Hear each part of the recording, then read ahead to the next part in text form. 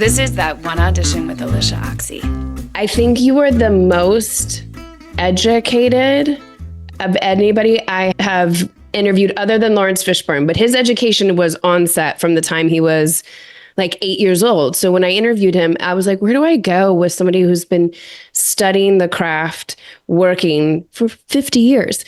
But today when I was doing the research on you, you have been doing this. And God bless your little spirit. I want to know, as a little girl, dancing at 3 in San Francisco, and then you danced with the ballet, the San Francisco Ballet. How old were you? I was, let's see. 8? Is that right? 8? Yeah. Yeah.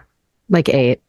And then acting conservatory, and then dancing schools, and then Tisch. As a little girl, were you like, I know exactly what I'm going to do? And did your parents help define this? Because I knew, but I was in Kentucky. I was like a little girl in Kentucky being like, I would like to be on the TV someday. And nobody knew what to do. So then sitting here reading yours, and I was like, Jesus, it was like, then do this. And you're like, check. Yeah. Wasn't since I was a little girl. Actually, I was probably in the Nutcracker later, more like 11. Sorry, because I'm going over the timeline, because it was actually when I was 8, when I was in 3rd grade, that this circus teacher came to our school. Her name was Mimi the Clown, and she had this cool circus shtick clown act with a red nose, and we just threw balloons around. But weirdly, she assigned us monologues, like very dramatic monologues, like way precocious monologues.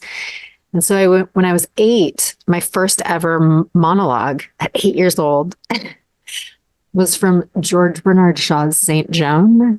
Like literally where she's like appealing to the to let her out of jail, burn her alive. I don't dread it as much as the life of a rat in the hole. My voices were right. Yes, they told me you were fools. Like I still remember it, but it was so dramatic. And I was like pleading with these judges, like, just burn me then, because I don't want. Anyway, so I did this monologue, and then the circus teacher was like to my parents, so this girl, she has something or whatever. Mm-hmm. You should sign her up at ACT. And my parents were good like that. They brought me to ACT, and I signed up at the young conservatory, and pretty soon I was like in the older conservatory classes, and that's how it started. But from that moment I was like, oh yeah, I want to be an actor. Yeah, because your dad managed bands, right? Is that an accurate thing that I found online somewhere? Yeah, he did that. Yeah, in my earlier years. Yeah. But I find that to be so rad. So as somebody that's exploring creativity, most parents, even if they are creatives, they're not one for nurturing other creatives. So I loved that his instincts were already in creative development, creative nurturing. So then that's where I was like, oh, her dad must have picked up the phone. You want to do this? Cool, no problem. Let's go to this thing, educate yourself here. Yeah, that is one area where my parents were awesome. They followed that lead. They supported me. They put me in classes that I wanted to be in. They wouldn't get me an agent. That was always a little bit of a point. Well, that was going to be my question. So when did you start getting teammates to go professional? Because Tisch doesn't let you audition, right? When you're in it? That's true. I started auditioning like at the end of my senior year, because I was like, well, screw you guys if I get something. But that is true. So I would have loved to get an agent. And we were approached by, remember like Barbizon? Yes. And then all the other random places that were like, oh, you want to be an actor? Come figure out manners and how to sit like a lady and walk I did so many weird, because Kentucky. I was lucky that I grew up in San Francisco, because there was theater there at least. Yes. And I was lucky that my parents were always theater lovers. And I was lucky that my dad was a creative, and my mom was always really creative too, although she was a professor. But there were certain things that facilitated that choice for sure. And then facilitated me training all through my youth. And then, NYU, and my last semester there, we had the industry night or whatever. But my dad had a friend who was a lit agent who connected with another lit agent. And that lit agent worked in the same office as a theatrical agent. And that theatrical agent watched me do a monologue. And that was my first agent out of school. I love the spidering, right? This person knows this person. I'm curious, did you start writing right away when you were at Tisch? Because you come out the gates, it feels like starting to try to make your own stuff. Now, is that just IMDb trying to make it look? Dude, now they teach everyone to make your own stuff because it's so doable. When I was in school, and no one was talking about making your own stuff then. No one was. Now, when I talk to young actors, I'm like, make your own stuff. Like, it's all about making your own stuff. I mean, it's completely. Well, I just thought, because I feel like on some, like the negotiating table, I saw you on as a producer, and then stuff you started writing, and I know it trickled in, but I had to know if you were already starting to write or figuring out how to piece things together early on. It did trickle as I've progressed in this business. It's become more and more part of what I do. I definitely do consider myself now a writer and an actor and to some degree a director. Writing is very important. It's very fucking hard for me still, which is why I'm I'm an actor, because it's so like sitting down to write. Like someone sends me a sides or whatever, or script. And I go, okay, yeah, I know how to approach this. I know how much time I'm going to need to learn this. I know like how to slide into this. I just know what my process is. You have your script analysis, right? And then let me ask that now, but coming out of Tisch, I'm curious what your process was in auditions, because it's kind of different beast to even now what your skill set or script analysis is when you get a audition. Because I've seen you on stage. I've seen you in so many things. It's such a joy to watch you work. So I just love hearing how people approach their process. For me, it's changed a lot, actually. Now it sounds like the opposite of what everyone teaches everywhere. And I guess it changes genre to some degree. So one thing I've always done, and I still do this now, is essentially I try to know what all of the choices are. Like, what do you mean by that? Like at this transition, there's 6 different choices you could go with for this transition. Or do you mean, what do you mean more? Okay. So the first thing I'm doing is I'm like reading the material aloud. I'm a big word stickler. Now, not that I don't like to improvise. And obviously you're not going to improvise doing Aaron Sorkin, but you probably are going to improvise doing like something on The Office, right? There's different genres, there's different types of material, there's different writers.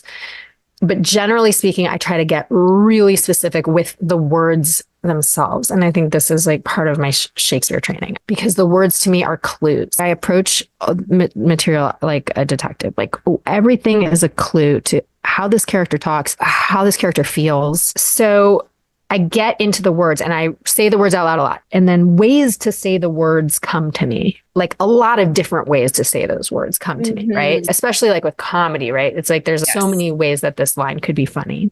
Often. Sometimes it's pretty clear. With all of it, I used to make choices. And essentially I would find a performance that felt incredibly authentic and very real and very right. And like really good acting. And then I would practice that performance. Now I do everything not to practice performance. I just am desperate never to nail anything down and see what happens in the moment of the audition or on the thing. That's more like preparation. Like script analysis really is like, I need to know every single thing that I can know that's written in the text about every single second of this character's scene and dialogue. Any reference I make, any word I don't understand, I'm like looking it up. I'm doing all of that stuff, figuring out like interestingly what my relationship is with the other character. But of course, this stuff becomes instinctual. Like the more that you do it, the more instinctual it becomes. And so mainly what I try to do is stay the fuck out of my brain. Like script analysis is great, but as soon as I feel like I have a sense energetically of the feelings and the relationship, the feeling tone of the relationship, I just shut my fucking brain off because I don't really need it, actually. What I'm always chasing, which is true authenticity, moment to moment, spontaneous reaction, moment to moment, true listening, moment to moment. Yes, you come armed with a choice somewhere in your body, right? Even if you don't write it down on this line, I'm going to hurt him or whatever. But let's say you understand that this line is that kind of line, and then allow another choice to come through, because that's like what we're doing here. Absolutely. I have to ask, because there's so many that I want to pick at. Like that one audition when you've had over close to a 25-year career now, professionally speaking. What comes to mind? There is that one, and I've never told this story in a public way, really. I had this crazy ass experience the first time I went to LA for pilot season. Details. We want the details because I want the details from like you graduate in Tisch 2000, 2001. Yeah. But then you start working just to catch the audience up of when you like come to LA in this story. Okay. So in 2000, I graduated to Tisch in 2000. I start doing this wonderful teacher there who was like a mentor at the time, who's now a very well-known director named Annie Kaufman. She works in New York. So Annie Kaufman was the mentor of one of the shows I did my senior year, like the play that I did at Playwrights Horizons. And Annie Kaufman was kind, and she introduced me to the Lark playwriting workshop. It was like a lot of young, new playwrights and established playwrights would bring their plays in. This big, amazing circle of theater writers would bring in 10 pages to read and give these pages to actors. And so I started doing the Lark, and I would do that. And then the playwrights would bring in full plays and I would do readings with them. And then I started doing readings at New Dramatist. And I got to meet actors there, and there was like a community of New York actors that I'm still pretty close to and that I miss. And that's what I did for 4 or 5 years. Well, also still work, like you were getting a guest star here. You did the Law and Order, like you did So I had New York as well. I did a play in the New York Fringe, and I won Best Actress in the New York Fringe in 2003. And my friend, who I weirdly went to elementary school with, who I'm still friends with, named John Silk, who works right now at Netflix. He at the time was answering phones at Gersh, and he was like, "That's a big deal that you won that award. Like, you should come meet with this agent." So I met with Randy Goldstein at Gersh when I was 20 in 2003, and I was so young and so naive and so little that I like sat in her office, and we had a great little cute meeting for probably 15 minutes. And at the end of the meeting, I was like, "So, like, do you doing want this?" They said, "Yeah, exactly." Because that's how I thought it worked. I guess I just had to meet with one person for 15 minutes. Anyway, and she was like, "Yeah, so just keep in touch or whatever." So anyway, but at some point, like my agents started screwing up, and I like got rid of them. My smaller agency, I got rid of them because I realized there was a bigger world out there, which I didn't even know at that time. I didn't know there was such a thing as Gersh or bigger agencies. Eventually, I connected with Paradigm, and they took me on. I remember I sat in, we're still good friends, my old agent, Scott Metzger. I sat in his office when I was like 24, because I'd really been through the ringer. Oh my God, it's going to make me cry right now. And I said, "I don't know why no one else has taken me on as a client, but someone's going to, and they're going to be fucking lucky." And a week later, he had me come into the office to meet the other agents, and then Paradigm started running. And then within 6 months, I had tested for a couple different pilots, and I booked this crazy pilot called NY70, which was based on the French Connection. And it was like this big fucking Bobby deal. Cannavale. Yes. Like, come on. And is it Donnie Wahlberg? It was Donnie, right? Not Mark? Yes. It was Donnie Wahlberg, me, and Bobby Cannavale, and like all these amazing actors. The point is that, so like I did that, and that did not get picked up. But because I had done that pilot, which was like a high profile pilot at the time, my manager was like, "You should go to LA for pilot season." I did not want to go to LA for pilot season. Why? Because I loved New York. I still love the anonymity of New York, being able to walk down the street, being able to be with your face in the sides, learning lines like a crazy person, and nobody giving a fuck knowing who you are. You're sitting there with your hat on. You're like doing your Sudoku on the train. Like, I just loved the vibe of New York. I did not want to go to LA. I felt like LA actors were always like so pretty and beautiful and polished. And I had a boyfriend in New York. Like, I just didn't want to go to LA. I wanted to keep doing theater. I wanted to be with my people. But I did. I went to LA for pilot season. So I was terrified. Pilot season back in the day, I had 40 pilot auditions in the period of 4 weeks. Like, it was nuts. You know, pilot season. Run from one audition to the next. You could have 4 in a day. Yeah. No, it was nuts. And it started off really like rocky. I was just scared. I talked to my boyfriend at the time, another actor who's phenomenal, such a great human, Michael Chernus. I said to him, I was like, "I just want to be successful." Like, that's what I said, right? Of course, I didn't want to have to go back to New York and wait tables. That was that was really success. Yes, for sure. I wanted people to think I was successful. Like, I wanted to have whatever it was that like made it so that I didn't have to work so fucking hard. Yes. Yeah. To get the part. That's like that was my imagination of success. Michael was like, you already are. You already are. And that was so profound when he said that to me. Like, you already are successful. So that switched a little, that turned a little thing. Then I had this conversation with my dad where I was like, Dad, if I don't get a pilot, are you going to be so disappointed in me? He was like, no. And I believed him for whatever reason. I believed him. So like these little things happen. And then I was reading this book called Shambhala, The Sacred Path of the Warrior by Chogyam Trungpa, this monk. And I was writing down quotes ferociously about, and it's just like all these things were happening. There was just like little like votes of confidence. So I come to my first test for this drama, and it's at the Disney Animation Building. And I'm in the lot and I do what I've always done, which is, and that day had been like, I'd gotten a blowout before the test and it like wasn't great, but I didn't care. Like I was feeling it. I was like in a flow. I put down my seat and I remember I was in my dad's Subaru and there was like a moonroof. And I was like looking at the clouds and I closed my eyes and I did this breathing exercise where I count to 10 times in a row. Something like I just gave myself a little meditation basically before I go to this test. And I opened my eyes and I remember the sky just felt bright or something. I go into the test. I do this work session and it felt great. There's so many actors there. They were testing for like multiple roles this day.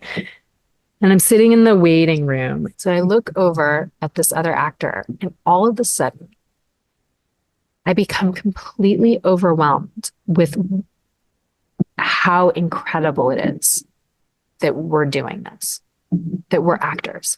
What a noble thing. What a noble undertaking. How stunning it is that we put ourselves through all of this to be present, to be in this moment. And I start sobbing hysterically, but not like sad. I'm suddenly connected with humanity as a whole. Tears are streaming down my cheeks. And I have to leave the room and I go outside and I knew like I was okay on time because there were so many actors there. I leave the room, I go around and I'm on the Disney lot and I'm like, I calm myself down. I come back in and I wipe off my tears and it's my turn to go in and I have the best audition of my life. And I drive home and I get this call from my manager that it's not going any further and that no one's going to network or whatever. I said to my manager, that's totally okay because I just saw God. And he was like, okay. Oh, okay. Okay. All right, cool. We'll talk to you soon. But I meant it. And by the way, I'm not a religious person and I never was. I wasn't raised religious. I never really thought about religion. Yes. But it was the only way that I could possibly convey the magnitude of what had just transpired inside my body in this audition. From that moment to 6 weeks from that moment, about 6 weeks, 7 weeks, maybe 8 weeks, I was enlightened. I was like in a state of bliss. Truly, like in pure flow, like weird things like my body issues completely vanished. Everything just felt so perfect. I was completely overwhelmed by how exactly truly right every single thing was. It was unreal. What a beautiful space to go from, I just want to be successful, to then step into an opportunity of just truly being in gratitude and full acceptance for exactly where you are. And how did your work shift? It was like I never felt sad or never felt tired or whatever, but I was so trusting and sure that whatever was happening was exactly the right thing to happen, that I didn't have any second level feeling about anything. I was just right there with every single thing as though it were a gift. Yeah. And I knew that it was a gift, that life was a gift, that acting was a gift, that auditions were a gift, that my fucking body as it was a gift, that my relationships as they were a gift, that all of the things that in fact were things that I didn't like or want just a week ago were things that now I could see as the true gift that they are, because we're human. We're in this amazing human experience, and it's not up to us to rate it good or bad. It's like, instead of getting an audition, and I hate the mindset that a lot of actors, I can put a lot of us in this category, you get the audition, and then now you're like, oh my God, I'm moving to New York. How am I going to have a nanny? How am I going to start doing this? Yeah. Oh, you're in results, and then you're no longer in the present moment. You're no longer in a creation space. You're no longer in a grateful space of, I'm getting this opportunity to give a point of view about this. Oh, how exciting, especially for somebody that might have never had an agent before. Like, every time you get to a certain level of acceptance in your life, you always yearn for the next thing, right? Versus just being right here and being so present with it, which I think some of the best acting is just, we know this is a full act in presence. Oh, completely. Is so getting to this space of enlightenment. Like, I can only imagine it shifted every act of the business for you, because your craft is always there, but shifting to an enlightenment place. The only reason that I even feel okay using that term, enlightenment, is that it then went away, crashed, like it disappeared. Not that things can actually, not that states of being can disappear. States of being are always there to be in when we want. It's just a state of being, right? So I was in this sort of really bliss, like present bliss, where everything was exactly right. And then I got a pilot. I got Til Death. I was just going to say, I need to hear that, because that is your first big. That was my first big job. I don't want to put big on terms of things, but it was. You went for a couple of seasons on that. Jolie and Brad Garrett, like, you can't get a better duo of comedy people to be in line with. Also, was it Eddie that Thomas? Yeah, Eddie K. Thomas. I feel like everybody from American Pie showed up Til Death at some point. Yeah, so I'm curious about that audition, especially coming from the state of enlightenment. So basically, it's like one of those things where, okay, here's what I remember. First of all, I had an initial read, I remember, with, it was producers, but it was just like my first audition. And I remember seeing the other girls go in, and I remember going, like, something in my brain going, I'm not going to do that. I'm not going to act. Mm-hmm. Or maybe I am. I did act. Certainly I acted, but I'm not going to be nervous about it. I'm going to choose not to be nervous about this. I love that. If we could all, which when you're in that state, you're like, what's that button? I'm just not going to be nervous about this. We could put anything on it. Mm-hmm. I know. And so I did that. And then I found out I was testing. I was exhausted the night before. It's raining in Los Angeles. I'm having to go, because I lived in the Valley. I had to go over cold water to get to Sony. Oh my God, you're going to die. I'm about to give you a heart attack, because even thinking about it now, it gives me a heart attack to think about. I was 50 minutes late for the work session for this test. Oh my God. Could you die? No, I know. Like, I'm sweating. And just for actors that haven't gotten to this level yet, a work session is the producers, the creatives are working with you to get you to a place that they want you to be at before you go in front of network for all the suits to say, by the way, yes, this is not something I advise. I just listened to I love Amir so much. I've known him forever. By the way, like, I listened to your episode with Amir and the 4 Ps. The 4 Ps. Like, don't ever be ever late. This was 50 minutes late. Okay, but this is this weird enlightenment thing. Because of course my brain like knew that was not cool to be that late. But I swear, I sat in my car on cold water in basically standstill traffic. My hair, by the way, is not a friend of the rain. Like, I had melty makeup. I didn't like my tank top. I sat there listening to Cat Power, smoking cigarettes in my car. Like, the most relaxed, like, I might as well have been the Buddha himself.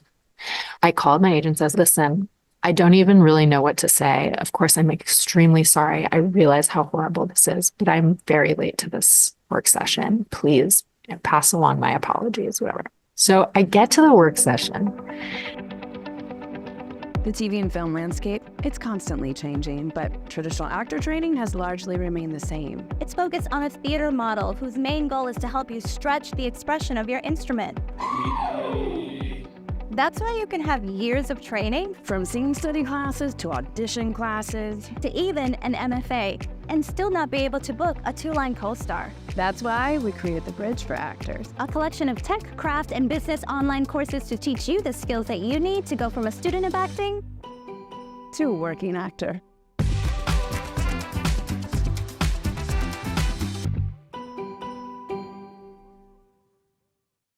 So I get to the work session.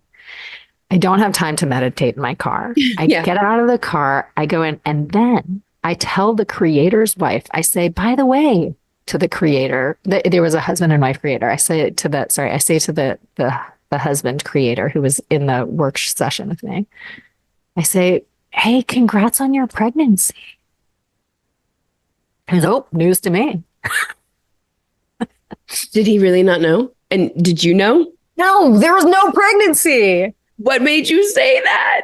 Just, I was sure. I felt like that was definitely like they were pregnant. And I thought it's just so dumb. Just who knows? But then I got the call. I was going to network, and that was really a great audition. I got so many laughs, and it was this cool room. And of course I was nervous, by the way, of course. Yes. And I just remember the girl next to me, but it was me and her, between me and her. And you know, I really did well. And then I got the call that I'd gotten the audition, and it was like, I got the part. And it was like one of those moments where it's like, yeah, that totally makes sense.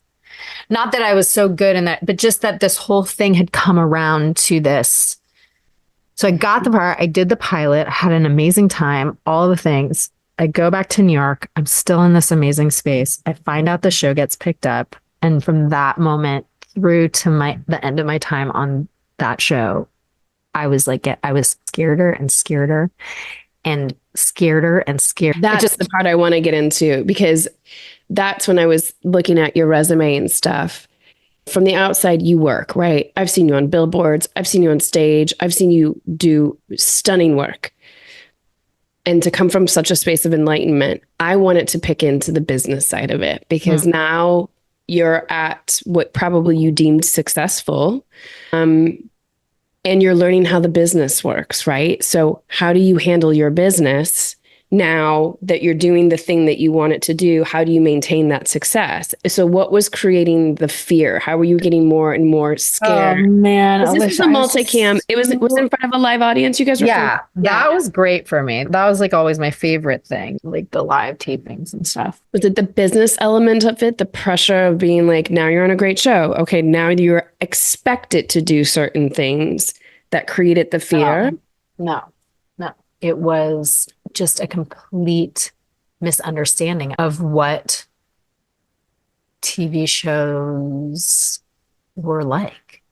Yeah. Like I thought, oh, cool, I got a sitcom. It's going to be like, we're like what my imagination was of the cast of Friends. Like we're all going to be it's going to be so fun, and we're all be so bonded. And we're just going to be having fun in our dressing rooms, and then like having fun and being funny. And it was not that. It was super intense. Within the first 3 weeks, a director got fired, a guest star got fired, a props guy got fired. And I remember when the props guy got fired for something so nothing. This great props guy, this great old venerable props guy. I remember I went to Eddie and I was like crying. I was like, this guy, he got fired. And Eddie was like who? And I was like, the props guy. And he was like, that's why you're crying? He'd been around. Like he knew that things like that happened. I was like, oh my God.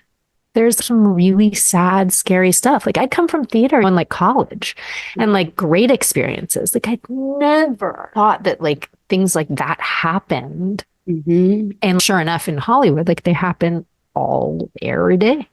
I really feel that fear is endemic in our industry. And it's very sad because there's trauma. Mm-hmm. And the best showrunners, the best actors, the best execs, the best of everyone has had traumatic experiences that everyone just goes, it's part of the business, part of the business. But we don't process these things. We don't learn really from we don't learn about how to do things differently. Mhm. We are some of the most open-hearted, compassionate, intelligent people in Hollywood. We do not value communication skills. We value money. We want to make good stuff. We are all hoodwinked by this idea that some people are more important than other people, and that some people deserve more money than other people, and that fame is a real thing, and that success, that there's the totem pole, that some people are at the top of the totem pole and other people are at the bottom of the totem pole. And there's all these people in between, and everyone's looking up and looking down and looking. And by the way, to the degree to which we succumb to that mindset, which is a choice, we have an opportunity in this business with all of these talented, wonderful people. I really believe we have an opportunity to learn how we'd have more fun doing it and we'd make more money. Amen. Can you run Hollywood, please? I want to. The episode where you can run Hollywood. By the way, anyone who listens to this who has ever spoken to me any time in the last few years will laugh at this, because I talk about this all the time. I really believe that I could reform Hollywood. I know that's like the loftiest, craziest statement. I think that all we need is just a few communication skills. We need to get better versed in nonviolent communication. We need to learn some good listening skills. We need to start valuing connection and joy and compassion. And if we do that, we're going to make more money and we're going to have more fun doing it. And we're going to make better things. We're going to have transformative experiences on set. We're going to work at the top of our time. Like I want to run Hollywood. And how would you deal with, and I think this might be a good question too, because then you go on to be on so many different shows, but how do you deal with different hierarchy of relevancy? You working for as long as you have, especially vacillating between television, film, and even theater, you've had different higher points of relevancy, and you see how the industry responds to in those moments. And I'm sure you've had some valley moments. I don't see the valley moments, but the valley moments of relevancy. Yes. And I have to call it relevancy because I hate when people say, well, you need a name. It's everybody has a fucking name. It's whether or not you've put enough marketing behind it or you've given them an opportunity to actually be relevant. I think that's a better way to say it. Right now, certain people are more relevant, right? The Bear is huge. So Jeremy Allen White is very relevant. That's all. In 5 years, he could have a valley of relevancy, right? The Bear's off the air, different things. If you're going to run Hollywood, I want to know how you solve this problem and or how you've navigated this. I'm going to solve it. Are you ready? I'm so ready. Give it to everybody listening. This is going to be Change Hollywood. So the only reason that relevancy is significant or seems significant is that we've all agreed that it's that significant. Even the word itself, relevancy, is an amalgam of many metrics that we've assigned to it. We've also agreed on which metrics we believe contribute to relevancy. Yep. So these ideas of hierarchy, more important, less important, success, failure, that's all they are, ideas. And ideas are only as real as we make them. So I do everything in my power to stay in the symbolic, because the concrete actually doesn't really fucking exist. This idea of relevancy, like we said, it's an idea. The star meter. Yeah. Right. That's so concrete, right? Which agency you're with. That's so concrete. What network your show on is so concrete. How much prestige the creators have, or the surroundings of your show make it more important or less important. How many awards it's won. All of these things are just dreams. And here's the thing, right? If we are embracing the consciousness that is widely embraced in Hollywood, we are going to feel very badly about ourselves about 50% of the time. Because if you say, okay, there's an average there's a line, right? If you're above this line, you're relevant and cool. If you're below this line, you're not, right? Just to make it really basic. If we're in the headspace where that's really real, half the time, probably that feels really bad. And half the time it feels really good. Or maybe even more than half the time, depending on your personal psychology and whatever. But if we go, in fact, these are just ideas and I can give them as much or as little importance as I want, then we're going to stay a lot happier, because then we can take the part of our brain that wants so hard.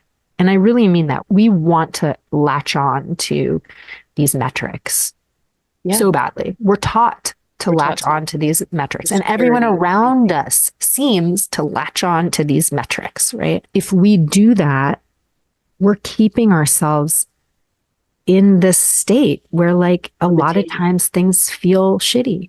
And then sometimes feel like, I've talked to people who are A-list people who have huge careers, right? And they still will spiral for days, weeks, months that they weren't invited to the Vanity Fair party. Do you know what I mean? It's something, right? You get to a different level and now you're like, oh, but I'm not the one or two. Oh, I'm on a show now, but I'm the fourth person on the cast, so I don't get invited to any of the press stuff.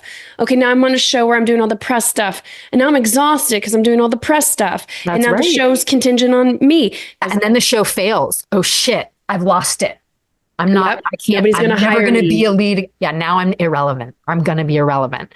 Or like CAA is going to drop me, and that will mean that my career is over. And so we latch on to these narratives in the concrete race. Let's all try to go below the concrete to a space that is largely shapeable by feelings and energies. How do I want to feel? What do I love? Okay. Like right now, I'm really deep into this theater project that I'm working on. And I'm memorizing a lot of words all day long. Well, not all day. I do about an hour and a half of memorization a day and like practicing and learning. Like I'm like full in. When I get back from an hour and a half of walking around my neighborhood memorizing lines, I feel amazing. Yes. I feel amazing. That's all you need.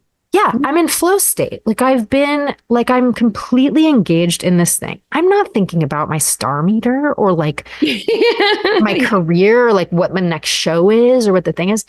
And the more we can inhabit those spaces, the better off we will all be. And there are ways that we can set ourselves up for success in this area. And there are ways that we can really fuck ourselves.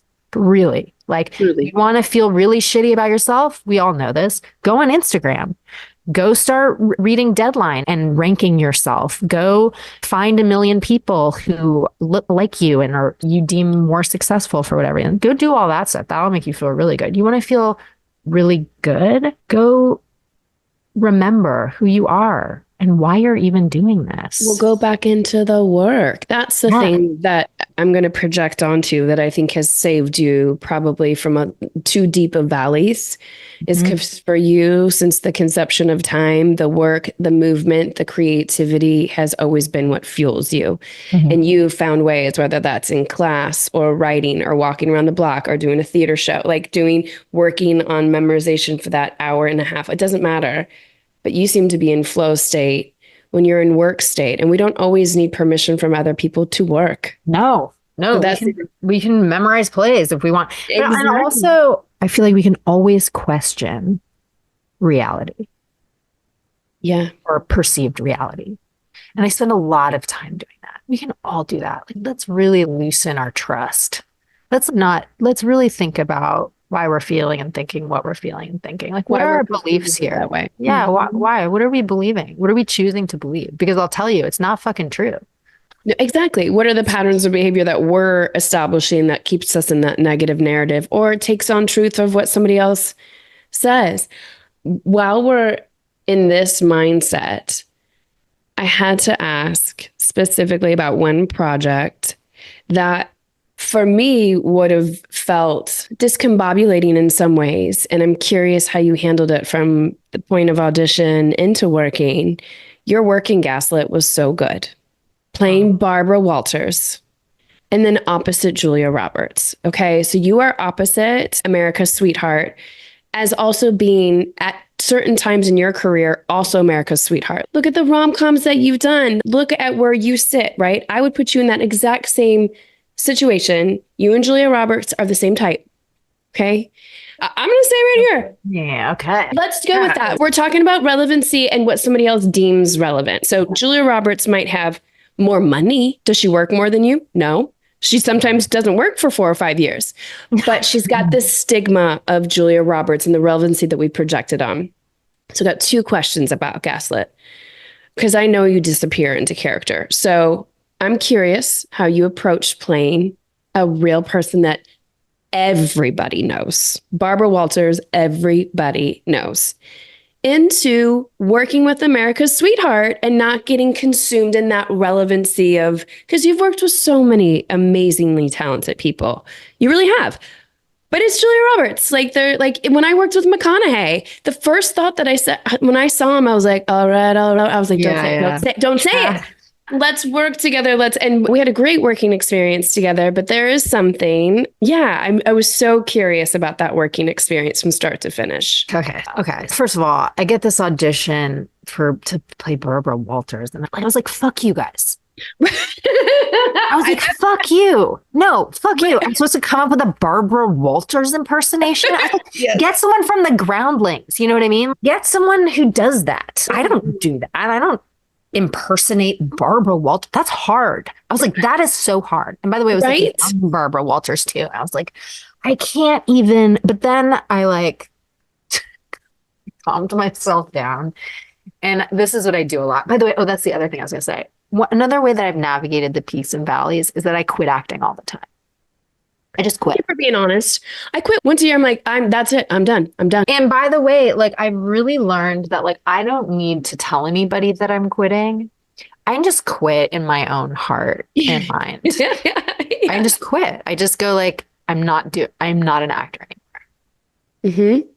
And the truth is that it's like Daniel Day-Lewis, not to compare myself to Daniel Day-Lewis, but it's like Daniel Day-Lewis will always be an actor. Sure, he's maybe not acting anymore. Sure, he's gonna build furniture in the woods somewhere, but he'll always be an actor. It's the same. And I think the same of myself. Look, I'll always be an actor, but I'm just not doing this anymore. And every time I quit, it does change me a little bit. It loosens my hold on what I think I'm doing here. Yes. And this Barbara Walters thing is like similar, where it was like, a lot of times if I get something that I really don't want, I don't have to rush to tell everyone that I'm going to turn a tape in. You know what I mean? I just try to stay as loose with it as possible. I try to make decisions at the last minute. But I was like, okay, I'm not going to immediately tell everyone to fuck off. Let me just see if I can like find your way. Find my way in. Yeah. Even though it's a young Barbara Walters, yes, you have a ton of research. You could just Google immediately and watch interviews.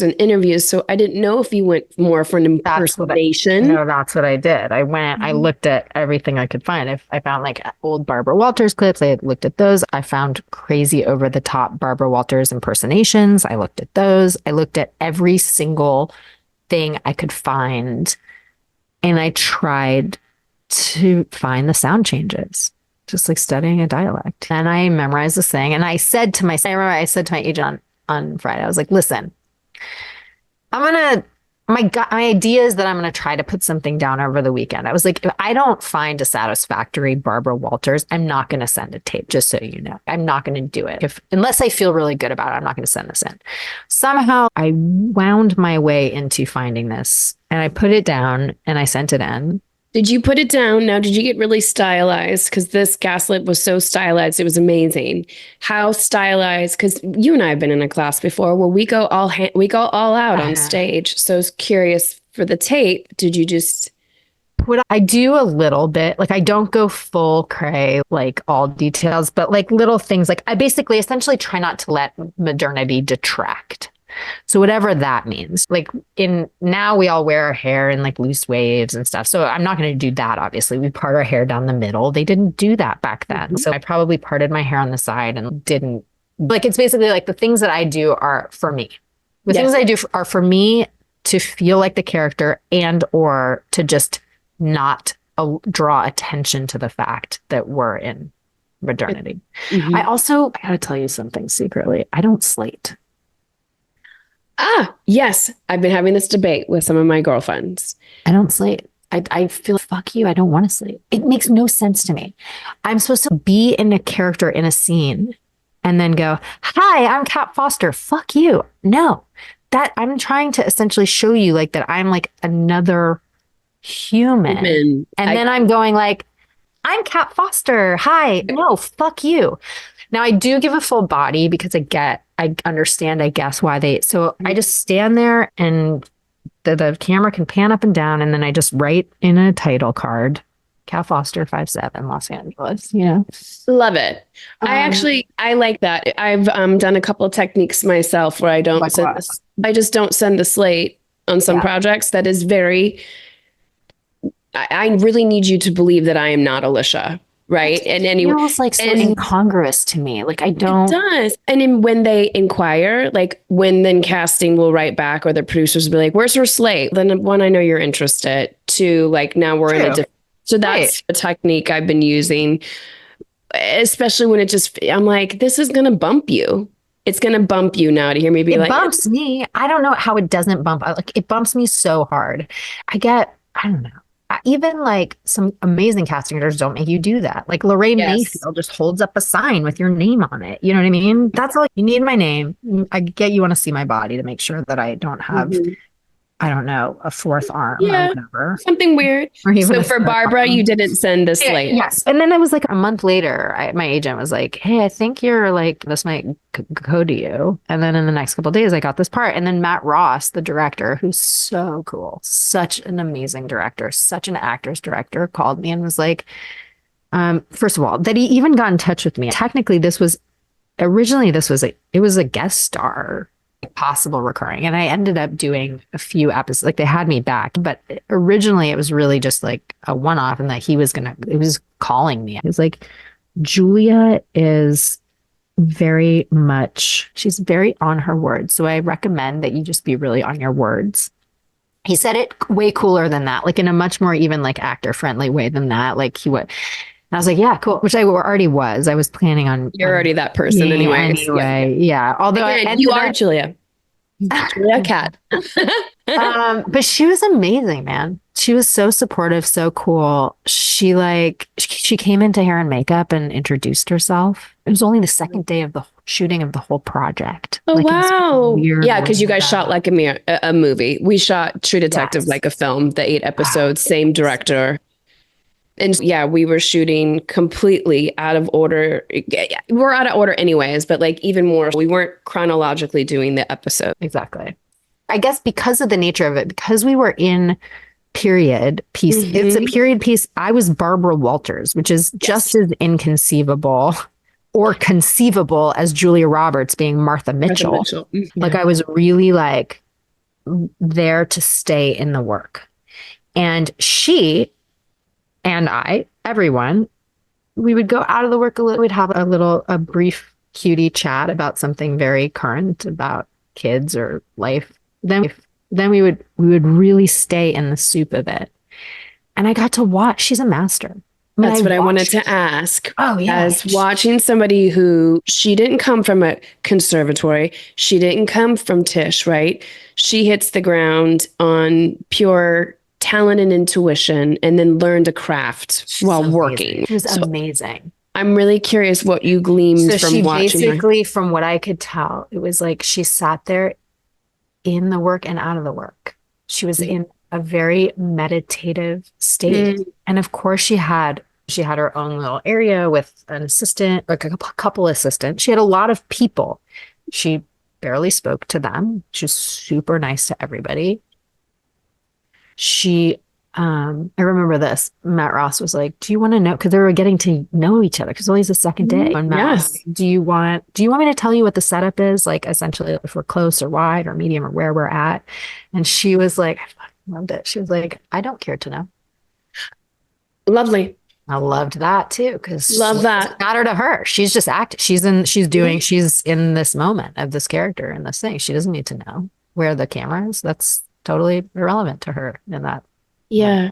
You know? And then she's playing to your strength, or like I just love when we get on sets, especially for television or film, that feels very theatrical in nature, meaning you don't know where the cameras are. It doesn't matter where the cameras are. so immersed in the work. Yes, that's Can't it. slip out of it. You got to it. stay and hit it. And I feel like years of your training prepared you to be there and be that. Totally. I was very, and I coached on it. I coached with Nancy Banks, and who referred me to this amazing dialect coach whose name is going to totally evade me right now, but who was amazing. And we just got so specific. I was so familiar with it. I was so specific. I was so ready. I was ready enough that actually we ended up improvising some like these lines right at the end. She says, Julia, thank you. Or Martha, thank you for coming. Give my love to your family. Like all these. And that was like improvised. We added a whole chunk of text. And it was like really, it was magical. Truly, it was like, it was one of the, if not the best shooting days I've ever had.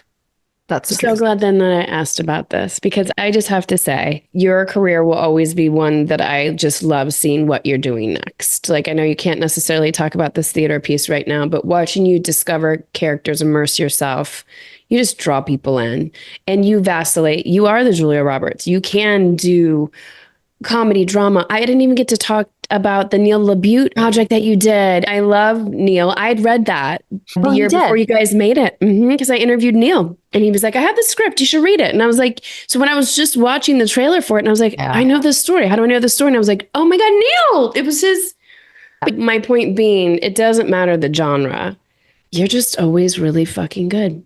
And I love seeing you work in class. I love getting to see how you approach what your point of view is, because it's a delight. And I'm glad that you're still doing this, even though you quit all the time. I'm glad whatever brings you back. And I'm glad that you're starting to sit in the seat of directing. So please take over Hollywood. From your lips, that's my reform. I want to reform. Let's reform. Okay, great.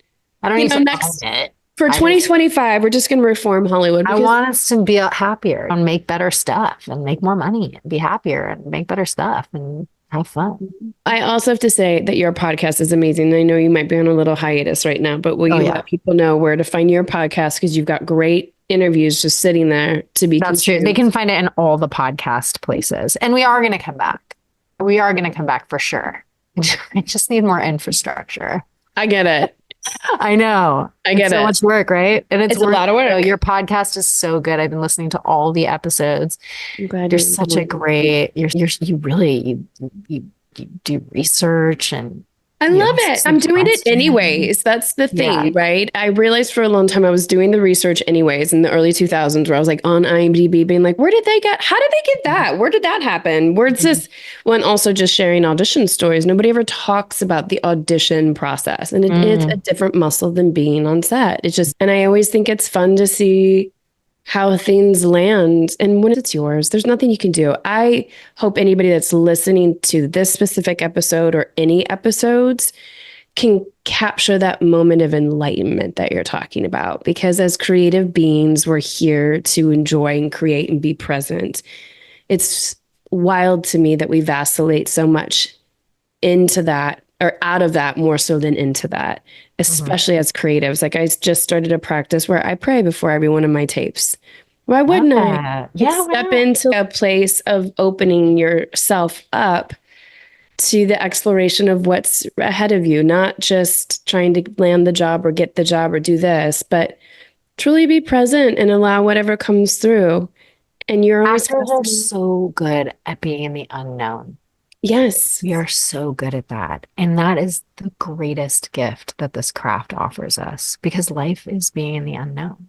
Truly. And so let's pray to that skill. Like that's the gift of being human, is not knowing. We don't know.